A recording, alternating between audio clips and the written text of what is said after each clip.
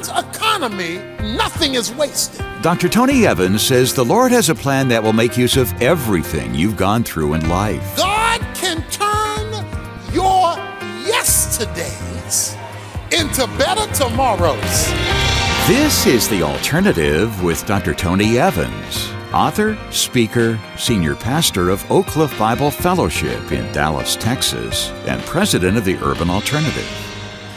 It's easy to look back over our faults and failures and start feeling like we're too far gone for God to use. But today, Dr. Evans explains how the Lord can build a positive future from the broken pieces of your life. Let's turn to Jeremiah chapter 29 as he begins.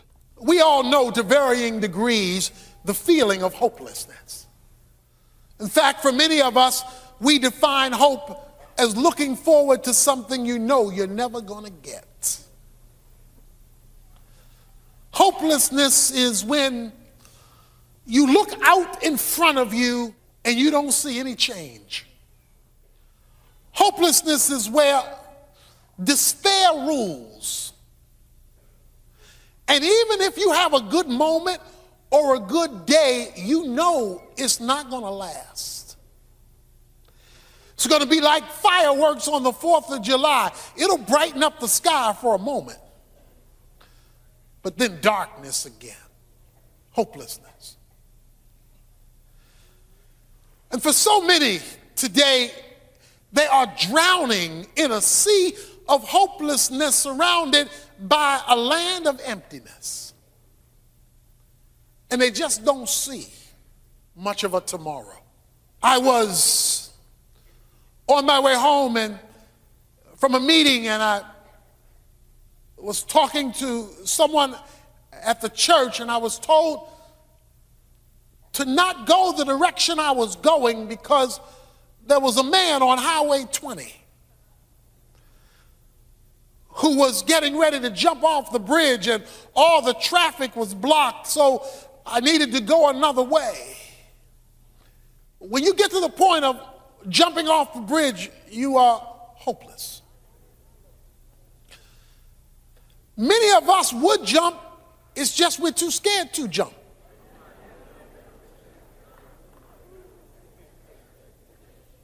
Tired of living and scared of dying and living in this sea of hopelessness. You know hopelessness. It's where there's no light at the end of the tunnel. Hopelessness is where the weather reporter says there is no sunshine and we don't see any on the horizon. It is constantly living under the cloud. Every day is rainy, always with the threat of thunderstorms. Hopelessness is a dead end. There are no through streets when you're hopeless.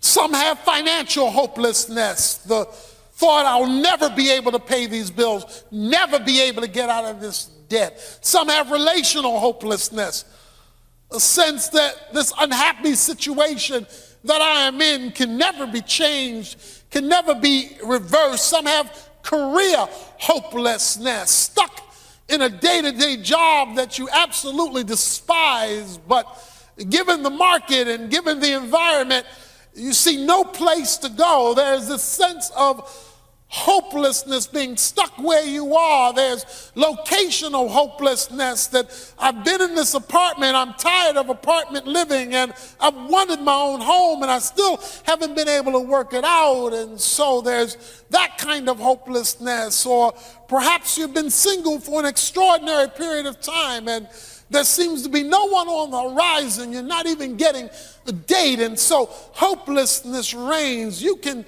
classify it wherever you want to, but there's enough hopelessness to go around. God's people, Israel, were feeling hopeless. Things weren't looking very well. Things were not very encouraging, and day after day, year after year, they had to face this reality of hopelessness. One reason they were hopeless is because they were under divine discipline. God was disciplining them for their sin. He says in verse 4 of chapter 29, thus saith the Lord of hosts, the God of Israel, to all the exiles whom I have sent into exile. The reason he sent them into exile was because of their perpetual rebellion against him. So problem number one that led to their hopelessness was being under discipline. And it doesn't feel good when you're being spanked. So that was one problem. Second problem is they were a long way from home. Verse 4 says, sent you to Babylon from Jerusalem. Jerusalem was home. Now they're living in Babylon. Babylon is a foreign place with foreign beliefs and foreign God and an oppressive environment. In other words, it wasn't a happy place to live. So they're under discipline and they're exiled in a land that they despise, living in a location they don't want to be, and not being able to go back home. On top of that, their hopelessness was being reinforced by what God calls false prophets. In other words, they couldn't even get help from the church. The religion wasn't giving them what they thought they should have been receiving. So he says in verse 8, for thus saith the Lord of hosts, the God of Israel, do not let your prophets who are in your midst and your diviners deceive you, and do not listen to the dreams which they dream, for they prophesy falsely to you in my name. I have not sent them, declares the Lord. Here I am in a hopeless situation, and I can't even go to church to get hope. Now, it wasn't that they weren't getting sermons. It wasn't that they weren't getting information. In fact, they were being told, I heard directly from God. They were hearing from diviners and dreamers who were giving out information that wasn't true. So they're under discipline, they're in a foreign place, and religion is doing them no good. They're in a hopeless situation because they see no way out. They are stuck. You ever felt stuck? So anybody right now in any kind of scenario and you feel stuck? The rest of you lying. Trapped, just stuck. And they were discouraged. They were broke down. You get beat down, then you just get plumb right broke down. Because hopelessness just sucks the life out of you. This is a bad chapter in a bad book. It's sort of like having a bad year in a bad life. Okay? It's a bad chapter. Discipline, foreign environment, false religion. It's a bad chapter in a bad book. Because the book of Jeremiah doesn't have a lot of good news in it. However, if I could just take a moment and show you a great verse in a bad chapter located in a bad book. Jeremiah 29:11. Many of you have memorized it. For I know the plans that I have for you, declares the Lord. Plans for welfare and not for calamity, to give you a future and to give you a hope. Come on, let me read that again. I know the plans I have for you. Got to come closer to you for this one. Saith the Lord. My Bible says it's a plan for well-being and not for calamity, to give you a future and to give you a hope. Now, what you got to know is this is a good verse in a bad chapter. So if my sermon today is finding you coming out of last year as a bad chapter, and last year is piggybacking on all them other years because it's a bad life, I got a good verse. Because Jeremiah 29:11 says, even if you're in a bad chapter that's part of a bad book, I have plans for you. And my plans for you are for your well-being and not for your calamity. And watch this, here's what I like about it. It has to do with your tomorrow, not your yesterdays. To give you a future and to give you a hope. This verse is designed to tell you that in spite of hopelessness, God can turn your yesterdays into better tomorrows. That everything that's led up to this point no longer has to define where you are going. Well, there's some great news. God is even bigger than our failures. So what do we do about it? Well, Dr. Evans will come back to tell us in just a moment when he continues this lesson from his brand new CD compilation, The Best of Tony Evans 2016. It's a set of 20 of Tony's most popular messages of the past year, including lessons on biblical problem solving, exercising your spiritual authority, building a stronger marriage, holding on through trials, experiencing victory, and much more. This collection makes a perfect Christmas gift for someone you care about. And right now, we'd like to make it a gift for you. If you can help us keep Tony's teaching on this station and end 2016 in the black with a contribution of any size, we'll send you the first 10 messages in this set on CD, along with digital downloads of the other 10. That's 20 full-length messages, yours in appreciation for whatever donation God leads you to make. Here's Dr. Evans with a word about why your gifts are so important this time of year. My friends, this has been a spectacular year in the ministry of the Urban Alternative. We have seen God exponentially expand our outreach to people. We've been called upon to deal with the political issues during this season. We've come up with content to help people to know how to look at the political realm from a Christian perspective. We took the leadership and bringing together spiritual leaders from all across the country in a solemn assembly called The Gathering. We're meeting with church leaders throughout the whole year to talk about how they can unite in their area to have a spiritual impact, because what we're facing in our country is a spiritual crisis, and it can only be solved spiritually. I'm asking you to keep us strong for the new year through a year-end commitment, a generous gift to further the ministry and the proclamation and the teaching and the training of the Urban Alternative. We are desperately in need of God's word, and I promise you, we're going to keep proclaiming it. We need your generous contribution. Would you make it today, along with your prayers? Please visit us at tonyevans.org and let us know we can count on your help, so we can send you the Best of Tony Evans 2016. Again, that's tonyevans.org. Or call our resource request line at 1-800-800-3222. Our phone center never closes, so don't wait. That's 1-800-800-3222. Well, now let's get back to today's message. Here's Dr. Evans. God is so good at what he does, he can take your yesterdays and use them to give you a better tomorrow. Jeremiah 29:11 says, I have a plan for you.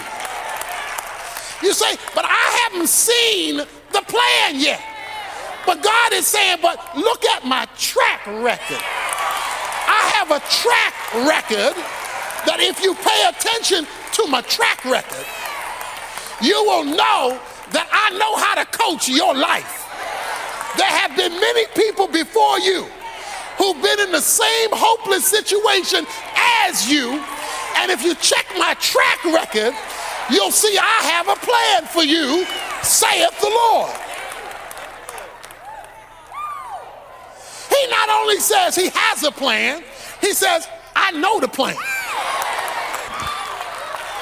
So I'm not up here guessing. Because I'm God, knowing past, present, and future, although they're all right now, I know what I have in mind for you. Therefore, what you are going through that is causing you to be hopeless is included in the plan I have for you. It may have caught you by surprise, but it's not messing with me. I have a plan for you, and I know the plan, he says. And it has to do with your future. Regardless of what's happened to you yesterday, the plan has to do with your future. He says, where I'm taking you is not for calamity. It's for well-being, or he calls welfare, your well-being. In other words, where I'm taking you, you're going to be better off. But I needed to take you through to get you to. You needed some discipline. You needed to know what it feels like not to be home. Because I know now, when I send you back home, you ain't never leaving there again. So I needed to take you through in order to take you to. So the question now is, what do I do while I'm waiting for this plan?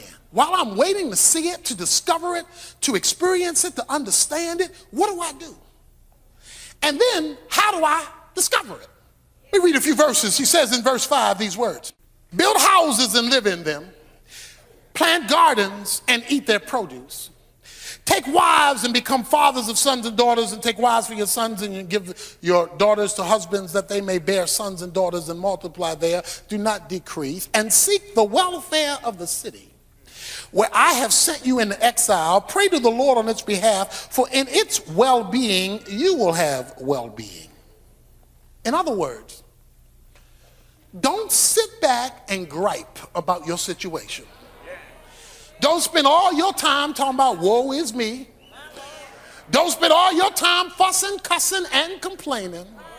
Don't spend all your time blaming other folk for the bad situation you're in. Let me say a word about that before I go on, because a lot of times we blaming folk for the situation that we are in when God says, I have sent you into exile. In other words, God is using those folk causing your mess to put you in the position so he can show you his plan. So don't spend all your time blaming folk. He says, I have sent you into exile. And I may have used those situations to do it, but I have you there, and I have you there for my reason. So he says, seek the welfare of the city. Now, notice there's a word in verse 7 that's also in verse 11, and that's the word welfare or well-being. While you're waiting on the plan for your well-being, he says, seek the well-being of others. In other words, while you're waiting for your blessing, be a blessing. While you're waiting for your deliverance, be a deliverer. While you're waiting for your change to come, be part of somebody else's change. Don't get so self-absorbed while you're waiting. Use it as an opportunity to get outside of yourself and become a ministry to others while you're waiting on God to become a ministry to you. Don't go passive on me. Don't sit in the room and pull down your shades, turn off all the lights, and think you're making progress in your private dark room, because you are not. While you are waiting to see me unfold my plan for you, you allow me to use you to be the unfolding of my plan for somebody else. In other words, it's more blessed to give than to receive. You know the fairy tale. Cinderella was in a hopeless situation. Her stepmother didn't treat her right. Her stepsisters didn't treat her right. She had to battle loneliness because while they went out to party, she was left to stay home. And life was one big drudgery for Cinderella. Fairy godmother showed up and asked her a question. Would you like to go to the ball? And through a miracle, she was transformed into this magnificent creature. It was at the ball she met the prince, and they fell in love. But isn't life like this sometimes? Soon as you think you done found what you're looking for, the clock strikes midnight. Bing! And all of a sudden your dreams get dashed. Soon as it looked like God had a breakthrough for you, your dreams fall apart. Soon as it looks like, and all of a sudden she winds up back where she thought she was delivered from. So she had hope, lost hope, and now is back again with those same old evil people. That same old hard work, that same old loneliness, with one difference this time. After meeting the prince, being thrown back into that same situation, she's singing and dancing as she's sweeping. Because she remembering who she met at the ball. In other words, meeting him didn't change her situation, but it changed how she looked at her situation, because now she looked at her situation with him in mind. And as long as he was on her mind, she could sweep like she never swept before, clean like she never cleaned before, not because the work changed, but her mind changed. She met him, and he had a plan for her life, and he was going to do whatever it took to find her so she could experience the plan he had for her life. Before you became a Christian, you were under the tutelage of the evil stepmother with the evil stepsisters. You belonged to the devil and all of his minions. But one day the Holy Spirit came and met you and transformed you and introduced you to the Prince of Princes and the King of Kings. But now you find yourself in a hopeless situation and things are not going well. But what he wants you to know, that since you've met him, you can go through those circumstances with a smile. You can take care of your business even in a bad situation with a smile. Why? Because he's looking for you. He's got a plan for you. He's got a goal for you. And when that connection is made, you'll be saying, it was worth it. I'd do it all over again, because some things are worth the wait. God is up to something great. Great encouragement today from Dr. Tony Evans as he wraps up one of his most popular messages, God is up to something great. It's part of a new compilation called The Best of Tony Evans 2016, a giant assortment of Tony's most requested messages of the past year. And don't forget, right now, we're making it available as our gift when you help us keep Tony's teaching on this station with a contribution of any size. You'll get all 20 full-length messages, making this the largest collection we've ever offered, all for whatever gift you feel God leading you to make, large or small. But be sure to contact us right away, since this offer is only available for a limited time. Just drop by tonyevans.org, where you can get all the details and make your donation online. It's also a great place to do your Christmas shopping, since all of our resources, from CDs and DVDs to books and Bible studies, are all 35% off for the holidays. Again, that's tonyevans.org, or you can call our 24-hour resource request line at 1-800-800-3222 and let one of our staff members help you. Whether you're threading a needle or performing surgery, working in the dark practically guarantees failure. Tomorrow, Dr. Evans explains why the same is true when it comes to getting our lives on track. You won't want to miss it. The Alternative with Dr. Tony Evans is brought to you by the Urban Alternative and is made possible by the generous contributions of listeners like you.